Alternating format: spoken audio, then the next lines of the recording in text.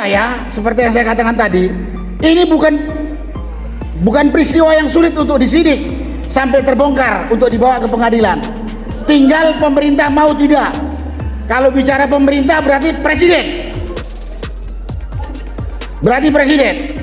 Kalau presiden memang punya keinginan untuk membongkar ini, saya yakin tidak sampai 1 minggu kebongkar. Tapi kita lihat 2 periode masanya Jokowi tak kebongkar. Kemudian sekarang udah masuk periodenya Pak Prabowo, belum ada tanda-tanda perhatian ini untuk dibuka. Belum ada tanda-tanda. Selama presiden tidak punya keinginan membuka ini, semua terhambat. Semua terhambat. Tak akan mungkin berjalan. Tidak akan mungkin berjalan. Kita ngomong sekarang ini juga mungkin dianggap angin lalu saja oleh pemerintah. Nah, karena itu pada kesempatan ini saya cuma menyarankan, mari kita teman-teman membentuk satu kelompok.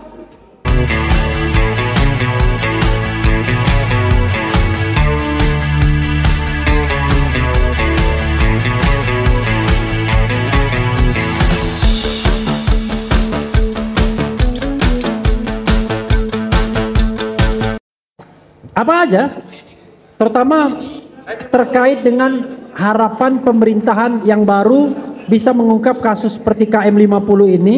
Kalau pakai skala meter, berapa persen Anda optimis, berapa persen pesimis? Karena kan Anda juga mantan Danjen Kopassus. Jadi sesama Danjen Kopassus tentu bisa ada penilaian lah sedikit. Bapak Ibu hadirin yang saya hormati, saya muliakan. Assalamualaikum warahmatullahi wabarakatuh. Salam sejahtera bagi kita semua. Saya bingung di dada sama pembawa acara untuk bicara gini. Tapi karena tadi lihat backdrop ini adalah masalah kilometer 50 yang sudah, ya ini tepat 7 Desember 2024, kejadian ini terjadi 4 tahun yang lalu. Menurut saya yang bekas tentara, kasus ini kalau pemerintah punya niat untuk membongkarnya bukan pekerjaan sulit. Mungkin kalau saya presiden nggak sampai 1 minggu kebongkar ke akar-akarnya ini. Jadi sekali lagi saya katakan, kasus ini saya masih ingat karena saya terlibat dalam pembuatan buku putih kejadian kilometer 50. Dari prolognya, dari mulai tertangkapnya ada agen di pesantrennya Habib Rizik Syihab di Selabintana ya, Megamendung, udah tahu. Menurut saya kejadian di kilometer 50 ini adalah suatu tindakan pengecut, tidak bertanggung jawab dan biadab yang terencana.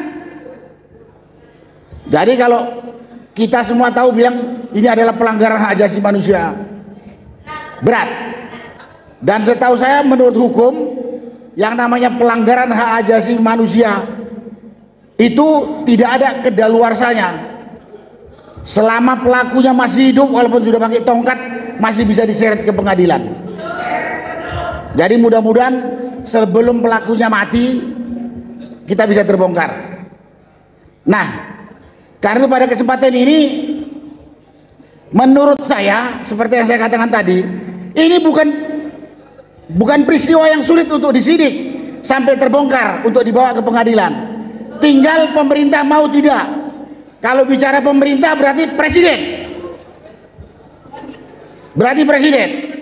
Kalau presiden memang punya keinginan untuk membongkar ini, saya yakin tidak sampai 1 minggu kebongkar. Tapi kita lihat 2 periode masanya Jokowi tak kebongkar. Kemudian sekarang udah masuk periodenya Pak Prabowo, belum ada tanda-tanda perhatian ini untuk dibuka. Belum ada tanda-tanda. Selama presiden tidak punya keinginan membuka ini, semua terhambat. Semua terhambat. Tak akan mungkin berjalan. Tidak akan mungkin berjalan. Kita ngomong sekarang ini juga mungkin dianggap angin lalu saja oleh pemerintah. Nah, karena itu pada kesempatan ini saya cuma menyarankan, mari kita teman-teman membentuk satu kelompok yang tahu masalah ini, yang konsen masalah ini. Kita coba untuk berkomunikasi atau untuk coba menghadap presiden,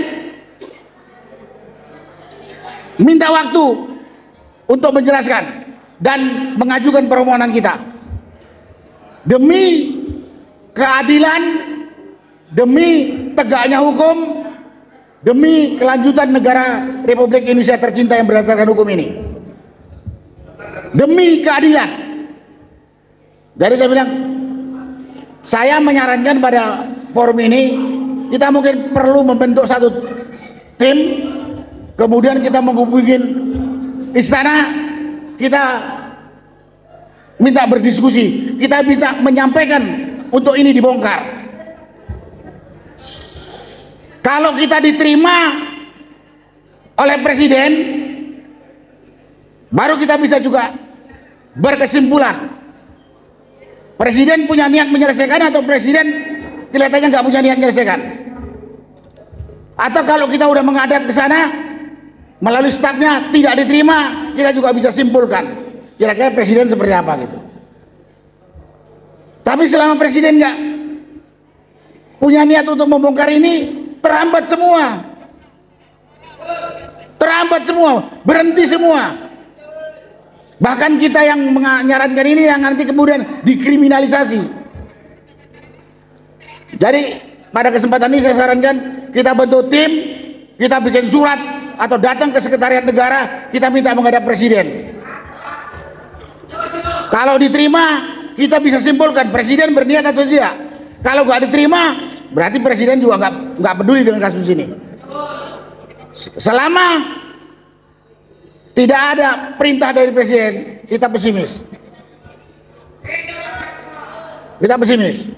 Sekali lagi, kita minta bongkar ini demi kelanjutan negara kesatuan Republik Indonesia yang berdasarkan hukum, demi keadilan, demi kelangsungan negara kesatuan Republik Indonesia yang berdasarkan hukum, bukan hanya omong kosong hukum. Kita udah tahu lah selama ini. Itulah yang bisa saya sampaikan pada kesempatan ini. Mudah-mudahan ada teman yang mau, teman yang punya akses ke istana. Dan kalau boleh saya tambah ini Pak Refli, termasuk kasus PIK 2 PSN itu, ya di mana saya terlibat dalam tim itu. Ini kalau presiden merespon satu kata saja, usut, selesaikan sesuai aturan, selesai satu hari. Selesai satu hari saya katakan.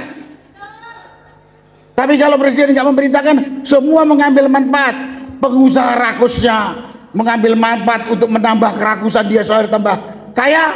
Pengkhianatnya juga mendapatkan manfaat dari pengusaha rakus ini yang menderita rakyat puluhan ribu.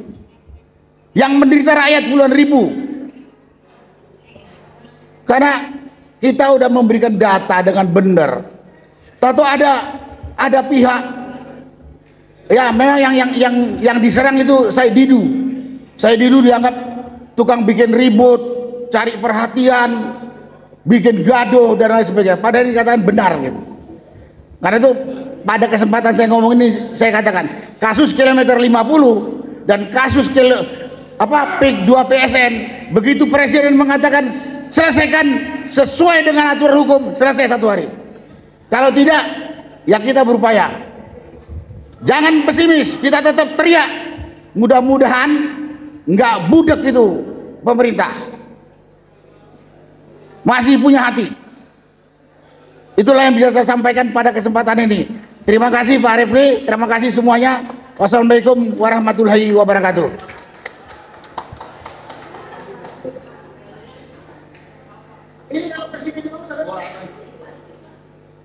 Ini dua-duanya hidupkan ini, yang ini. Ya.